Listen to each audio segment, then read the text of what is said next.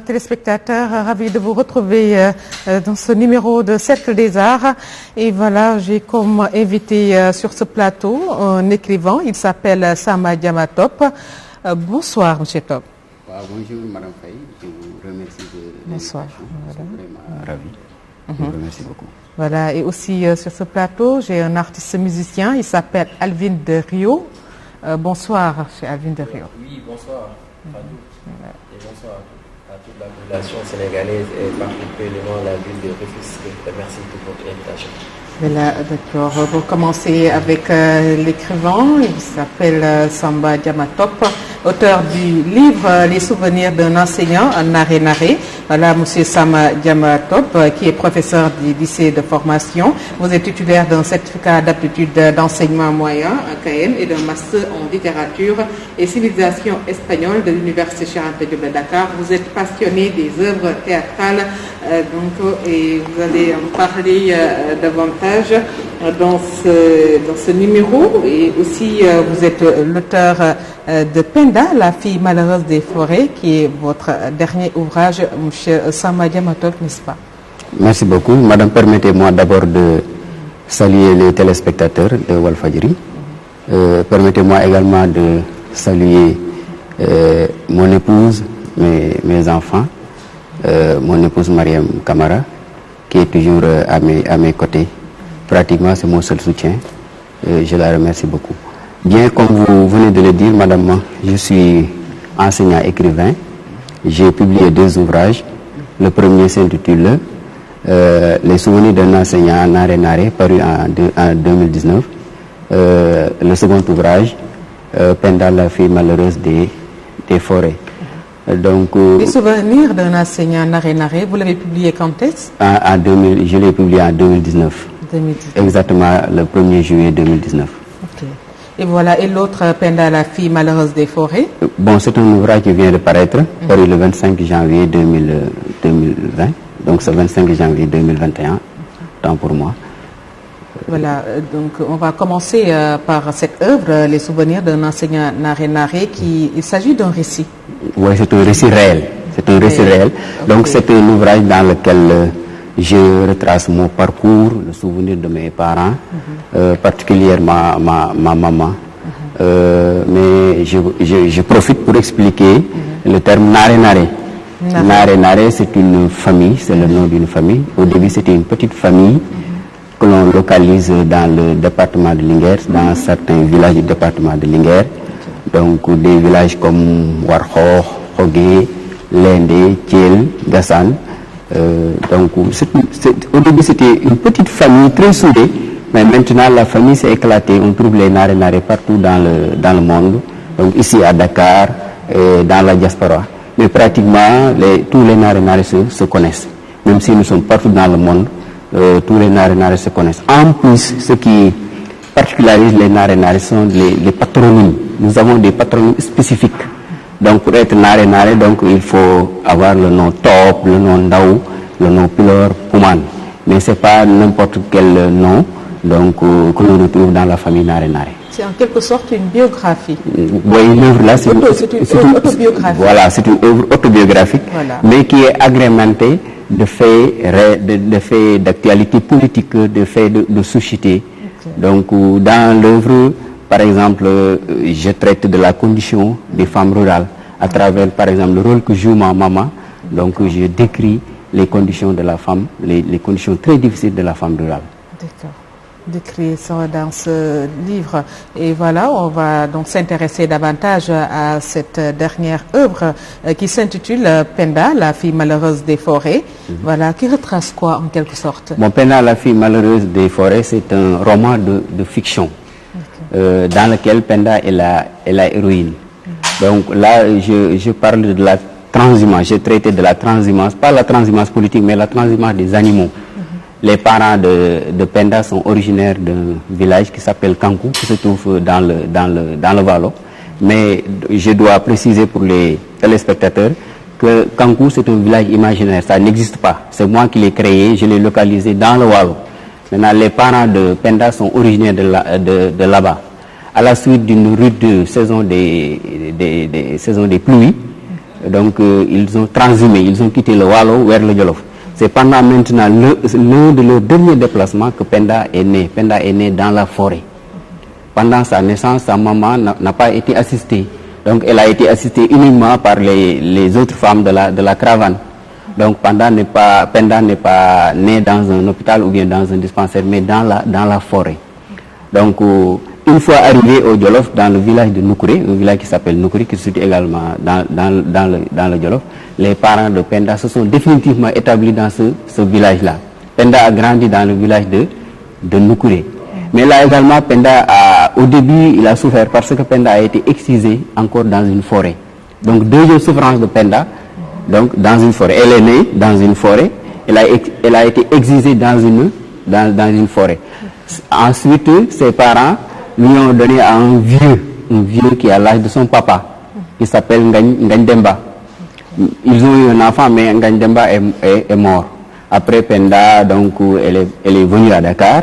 Donc elle a fait de la politique, elle s'est bien battue, elle est devenue une femme d'affaires. Mais malheureusement, Penda a été enlevée par un député. Pourquoi enlevée par un député? Parce que le député voulait la marier, mais les parents de Penda avaient refusé. Donc le député s'est vengé. Il a enlevé Penda et finalement on a retrouvé Penda morte dans la forêt de Mbao. Donc si nous résumons, Penda donc est née dans une forêt, elle a été exilée dans une forêt, elle a été retrouvée morte dans une autre forêt. C'est pourquoi j'ai intitulé le livre Penda, la fille malheureuse des forêts. Mais quand même, j'ai abordé d'autres thèmes. Même il y a une partie dans laquelle j'ai traité de la transhumance politique. J'ai un peu taquiné mes parents politiciens. Donc les politiciens qui transhument, qui vont d'un bord à l'autre selon que on est au pouvoir ou on a perdu le pouvoir. Donc j'ai traité des thèmes de ce genre également dans le livre. Vous avez parlé donc de l'excision, qui est un phénomène banni maintenant par la société sénégalaise parce qu'il y a beaucoup d'obstacles.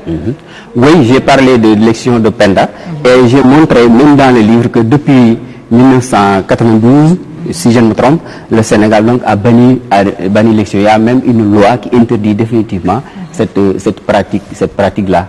Mais quand même, il faut le reconnaître que dans certains coins du Sénégal, cette pratique subsiste encore.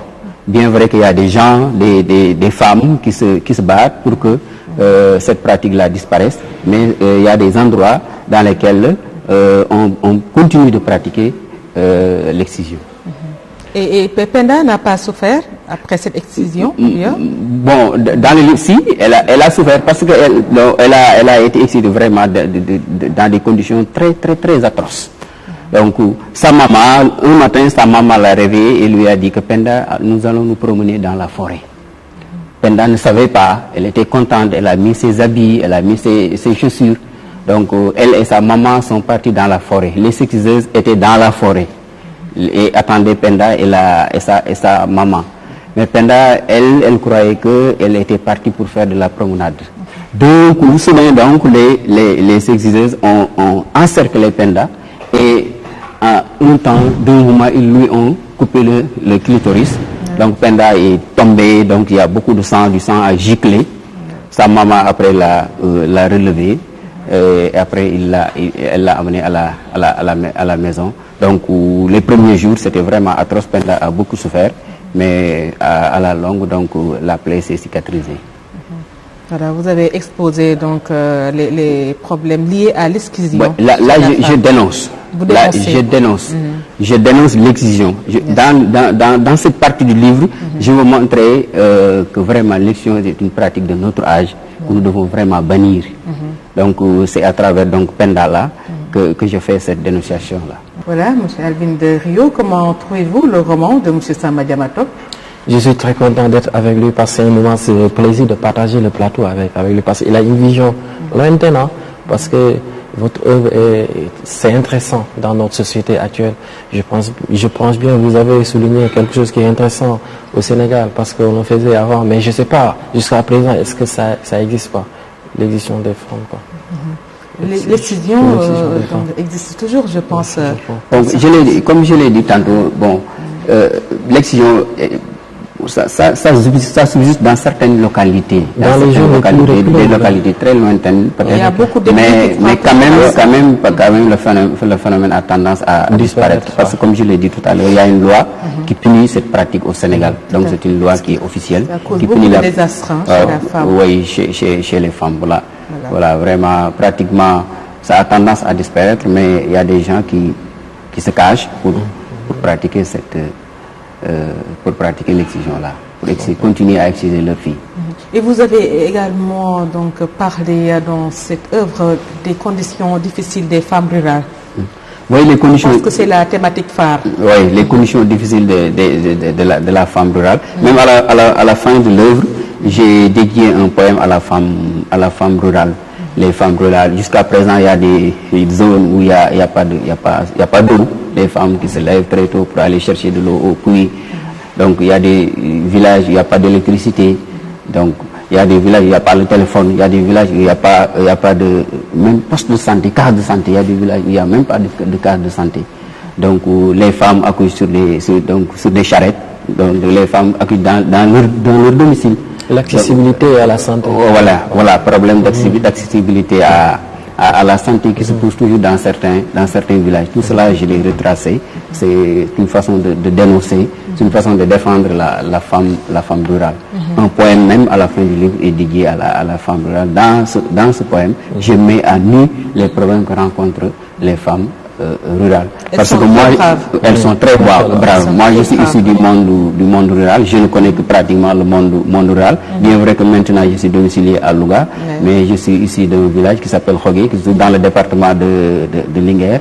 Un peu vers Dolly, c'est au fin fond du Sénégal. Hein, c'est le monde rural. C'est la raison pour laquelle moi, je ne connais que vraiment le monde rural. Je défends les femmes rurales parce que j'ai vécu avec les femmes rurales. Je connais leurs conditions de vie. Et à travers le personnage de Penda, oui, à travers le personnage de Penda, qu'est-ce que je veux montrer que même si on est issu du monde rural, on peut réussir dans la vie. C'est ce que j'ai montré dans le livre. Parce que Penda, au début, donc, elle a grandi dans le monde rural, mais elle est partie à Dakar, donc elle est venue ici à Dakar. Donc, elle s'est fait une place dans le soleil. Elle est devenue une femme d'affaires très riche, une femme très riche qui est parvenue à avoir un passeport diplomatique et qui voyage à travers tous les pays du monde.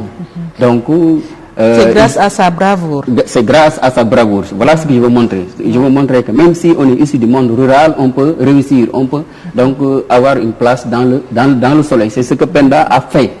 Mais malheureusement, Penda a connu une vie malheureuse. Donc parce qu'elle a été kidnappée par un de ses anciens amants, un député, un ancien député, qui voulait la marier lorsque Penda était plus jeune. Mais les parents de Penda n'avaient pas accepté. Donc lorsque Penda s'est établie à Dakar et est devenue une femme d'affaires très riche, le député s'est vengé. Donc a enlevé Penda, ou bien a fait enlever Penda, parce que le député c'est un commanditaire, mais il y a d'autres complices.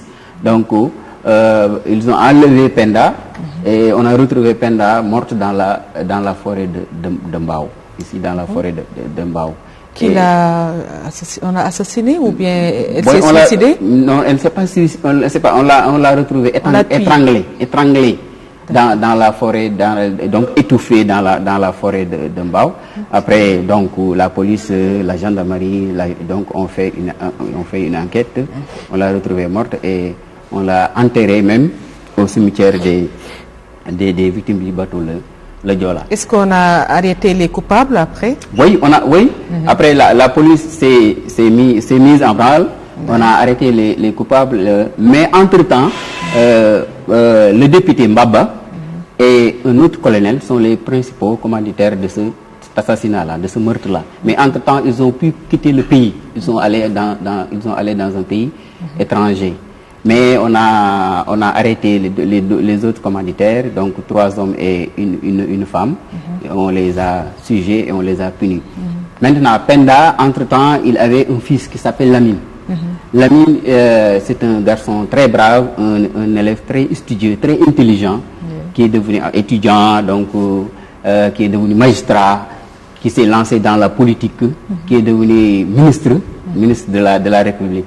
Lui aussi, il s'est vengé contre les députés qui avaient tué sa maman. Lorsqu'il est devenu ministre de la Justice, donc il a réouvert le dossier de sa maman et il a fait appréhender le député et le colonel.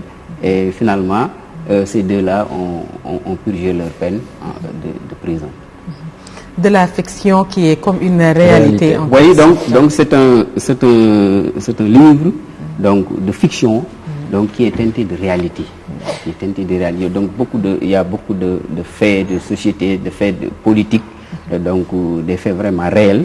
Donc que j'ai retracé dans le livre. Ce sont des ouvrages très intéressants qu'on peut adapter sur la scène, voilà, sur le petit écran.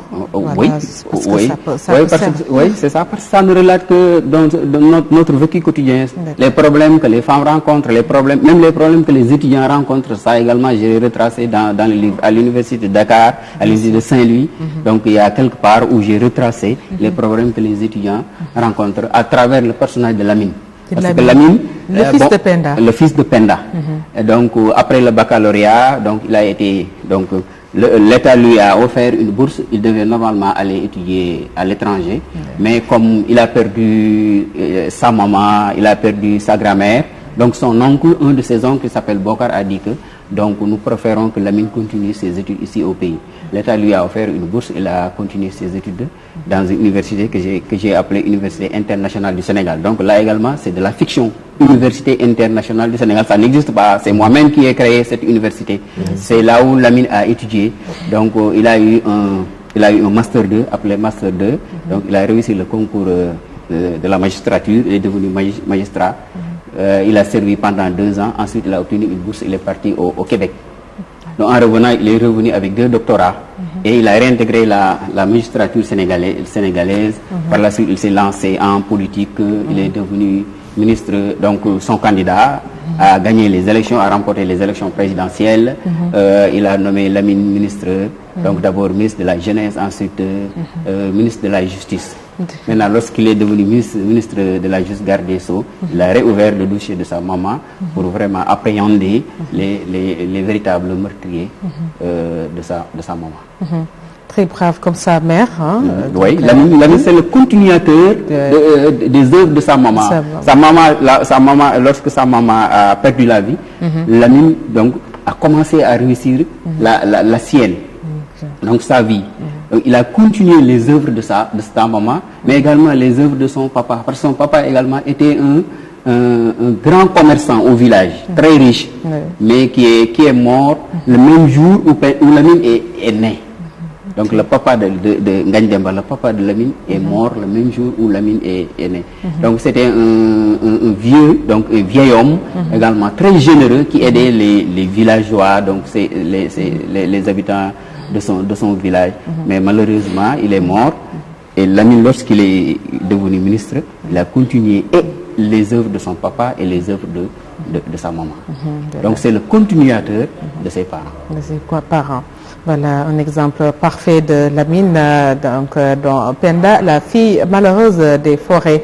Et voilà, Monsieur Samba Diama Top, vous envisagez encore écrire, comme vous êtes passionné des lettres? Oui, comme l'on dit, il n'y a jamais 203. Donc là, j'ai écrit deux ouvrages. Donc, Inch'Allah, je vais écrire une 3e œuvre, si Dieu me prédit. C'était pas difficile? Bon, comment vous avez vécu écrire, pour moi, écrire, prendre par exemple, prendre son œuvre, écrire, pour moi, c'est pas difficile. Mais ce qui est difficile, c'est la publication. Parce que moi, mes œuvres là, c'est ce qu'on appelle des œuvres à compte d'auteur. Donc, c'est moi-même qui les finance. Moi, je n'ai pas été soutenu. Donc, je finance. Donc, il y a un manque de soutien pour faire la publication. Je n'ai pas été soutenu par qui que ce soit, à part mon épouse. Donc, à part mon épouse. Vous n'avez pas demandé l'appui? Bon, j'ai lancé des demandes de subvention, mais sans suite. Bon, au conseil départemental de Louga, à la mairie de Louga, donc à une fondation ici, une grande fondation, je ne veux pas dire son nom pour éviter la publicité, mais j'ai lancé des demandes de subvention, mais qu'il s'agissait de la musique ou autre, je pense qu'on allait l'appuyer. Oui, Voilà. ils allaient appuyer, par exemple, les musiciens. Mon ami là, peut-être les musiciens, mais vraiment, moi, ici, je n'ai pas été appuyé par qui que ce soit, à part mon épouse Mariam Camara. Vraiment, elle, donc, comme l'on dit, derrière tout grand homme, il y a une grande femme. Mais elle n'est pas derrière moi, elle est à côté de moi. Donc, elle est à côté de moi. Donc, vraiment, nous menons nos activités ensemble, côte à côte. Donc, elle n'est pas derrière moi, mais elle n'est pas devant moi également, mais elle est à côté de moi. Ensemble, nous réalisons petit à petit nos projets. Donc, c'est une occasion pour moi de la remercier, Madame Top Mariam Camara, donc la maman de mes enfants. C'est bien ça. Il faut être très... je pense que il faut être trop... il ne faut pas essayer de faire l'éloge de sa femme si elle vous appuie. Oui, donc, moi, dans le livre, je traite les conditions de la femme rurale. Donc, moi, je suis plus ou moins l'avocat des femmes. Pourquoi pas l'avocat de ma propre femme. Donc, vous êtes très reconnaissant. À chaque fois que l'occasion se présente, je la remercie. Je la remercie parce que vraiment, je ne veux pas être hypocrite. Parce que Mariam Camara, elle est toujours à côté de moi. Donc, elle est au centre de tous mes projets. Que Dieu vous préserve du Satan et que vous continuez comme ça. Merci beaucoup. Que personne ne vienne à détruire cette relation très raffinée. Merci. Cependant, madame, je n'ai pas fermé les portes. Ah bon? Je n'ai pas fermé. Les portes sont ouvertes.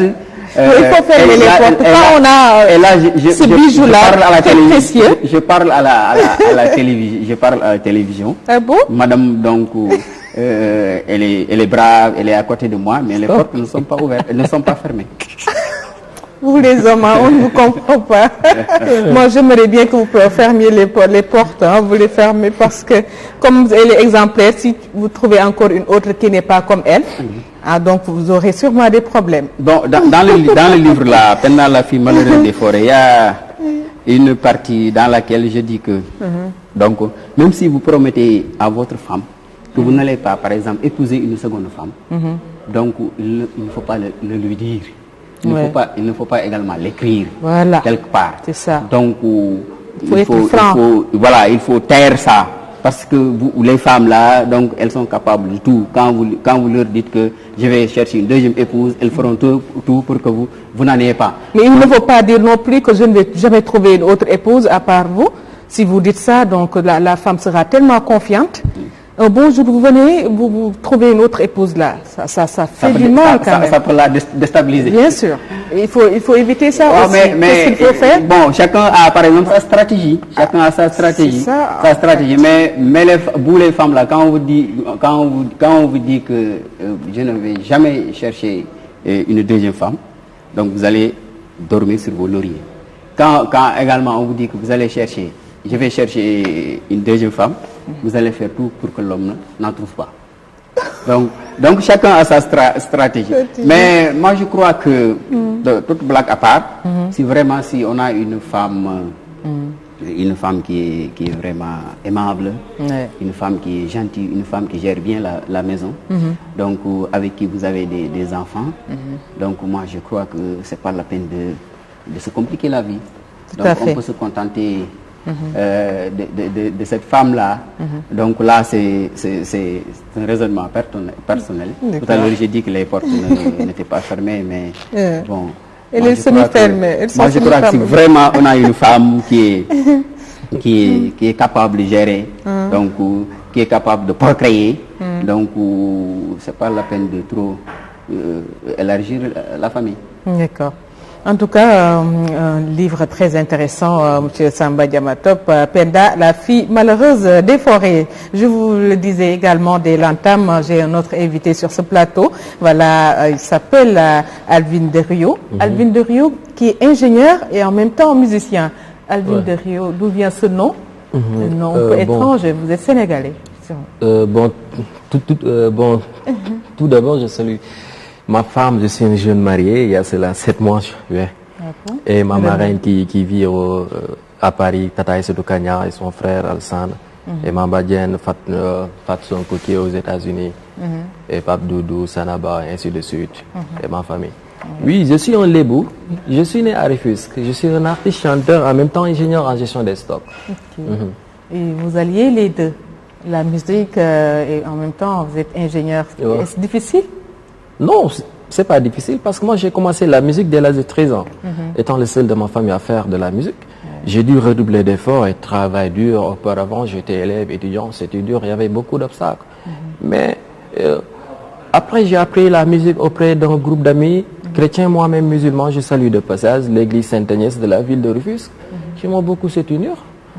Il n'y a pas d'obstacle. Vous êtes musulman? Oui, je suis Et musulman. le nom c'est Alvin de Rio. Pourquoi Alvin de Rio et d'où vient ce nom? Alvin de Rio, c'est-à-dire l'appartenance, c'est-à-dire d'où je viens. Rio, auparavant les Portugais étaient installés dans la ville de Rufisque, avant les Français. Rio, fresco, roots, c'est-à-dire que fresco, fleuve, roots, racines. Rufisque, je viens de Rufisque, de la ville de Rufisque, et je suis fier d'être un Rufisquois.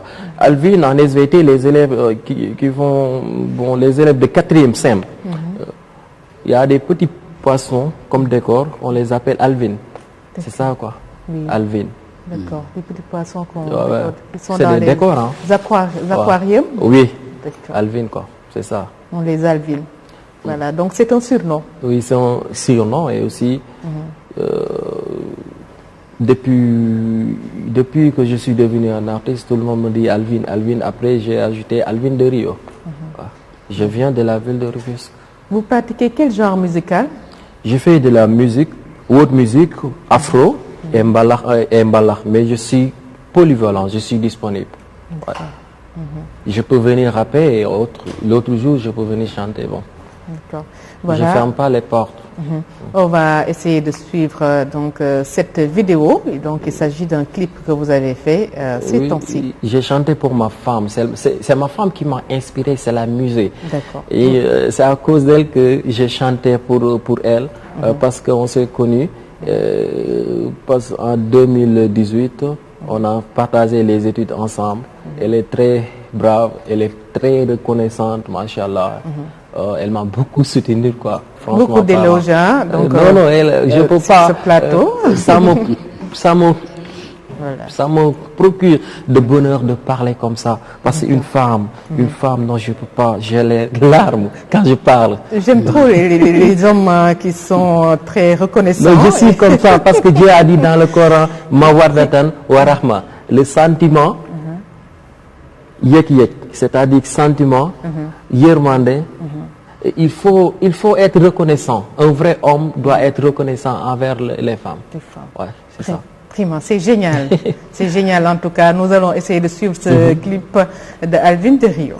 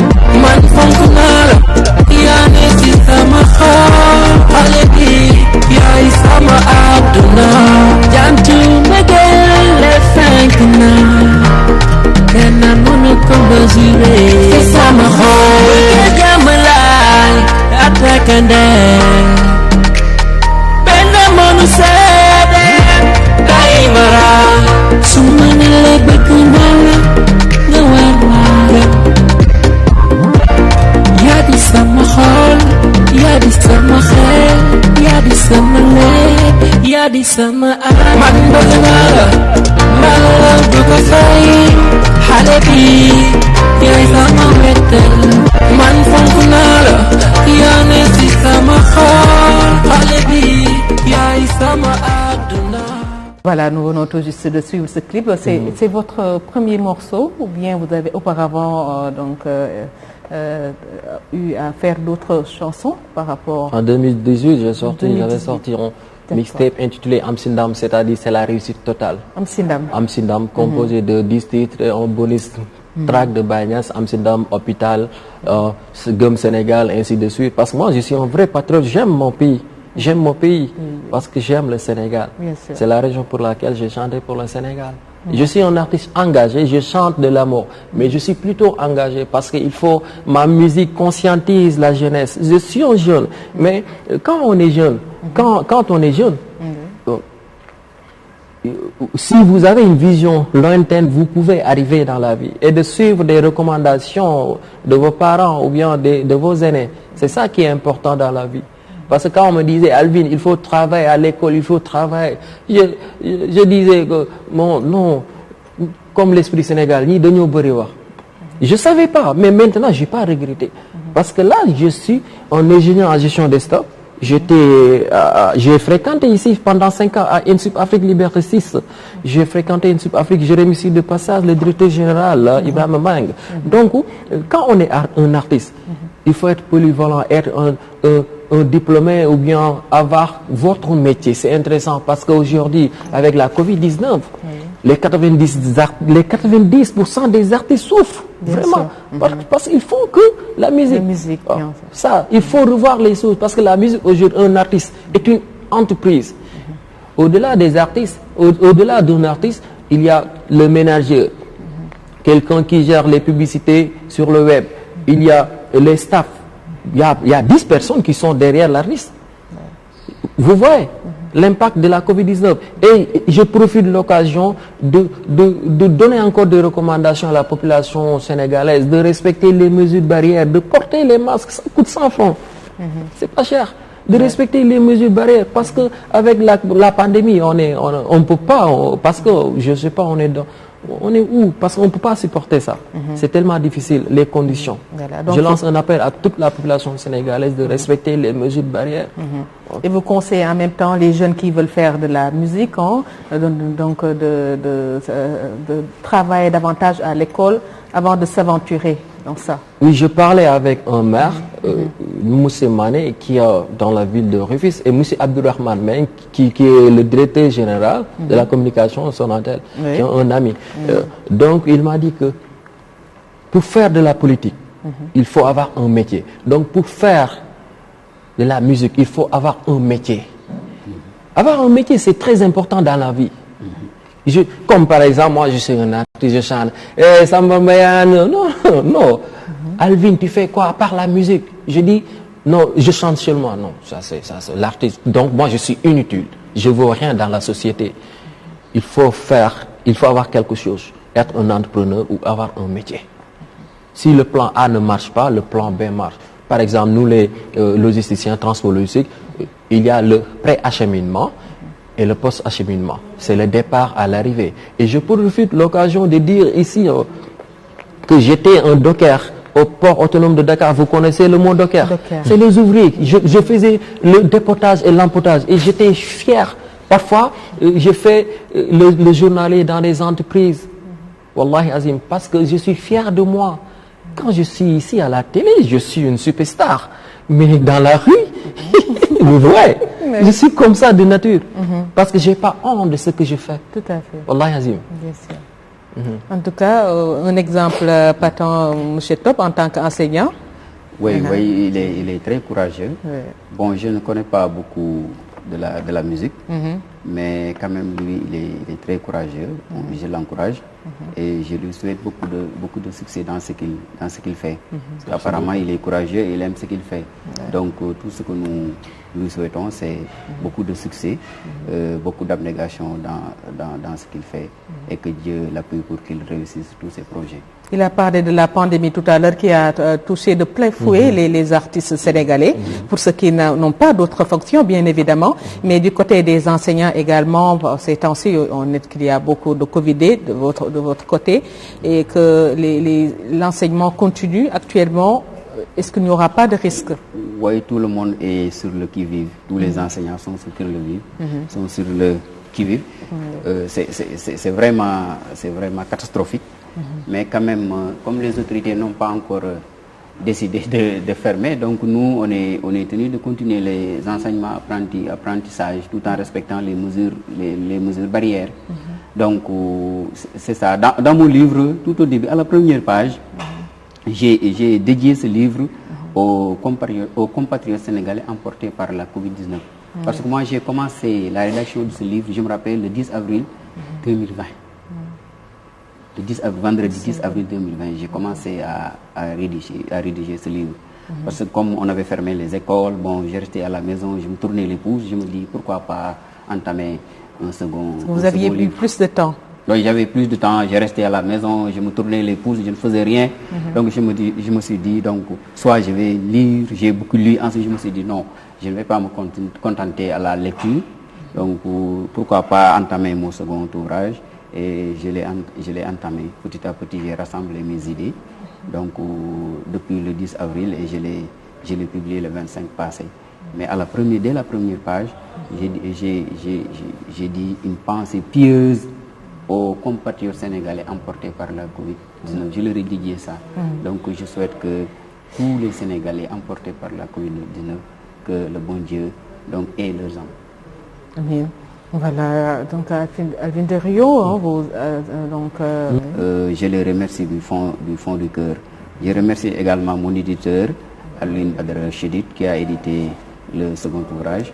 Donc Alvin Badra, je vous remercie. Donc c'est un jeune entrepreneur qui est vraiment dynamique. Madame, je vous remercie du fond du cœur. Je suis vraiment très très très ravi de votre disponibilité. Je remercie également Abdou Top qui est dans cette maison, qui a facilité donc mon introduction dans cette grande maison. Qui est un parent. On ne peut pas terminer l'émission également sans prier pour El Hadji Sidi Lamine Niass. Donc nous souhaitons que le bon Dieu ait son âme, que Firdausu soit sa demeure éternelle. Donc nous, si nous parvenons vraiment aujourd'hui à faire une émission à la télé, c'est grâce à Walfadjri, donc c'est grâce à Sidi Lamine Niass. Donc Sidi Lamine Niass qui repose en paix, que le bon Dieu ait son âme. Madame, je vous remercie encore une fois, je suis très ravi. Merci également à vous, Alvin de Rio. Oui, je suis très content d'être là et ça me procure de bonheur de partager l'émission avec vous et M. Top. Et je remercie encore ma femme, Tata Issibou Kanyang, et Badjen Yalte Fatsonko, Sanaba, Pape Doudou, et Marem Sissé et ma petite sœur Adi Palamgay, surtout à toute la population sénégalaise et surtout le groupe Walfadjri, parce que vraiment ça avance carrément ici, ça avance bien, ça avance, machallah. Et merci encore. Merci, nous qui vous remercions également, M. Alvin de Rio, ingénieur et en même temps musicien. Merci également à M. Samba Diamatop, enseignant et auteur des livres Penda, la fille malheureuse des forêts et les souvenirs d'un enseignant Naré Naré. Un grand merci à toute l'équipe qui m'a accompagné depuis le début de cette émission. Un grand merci à Jacques-Gabriel Pera, merci à Pape Modoufey, merci à Pape Sombe. Merci à Baba Carlo et on se donne rendez-vous Inch'Allah dans une autre semaine pour un autre numéro de Cercle des Arts, un rendez-vous artistique et culturel, bien de choses.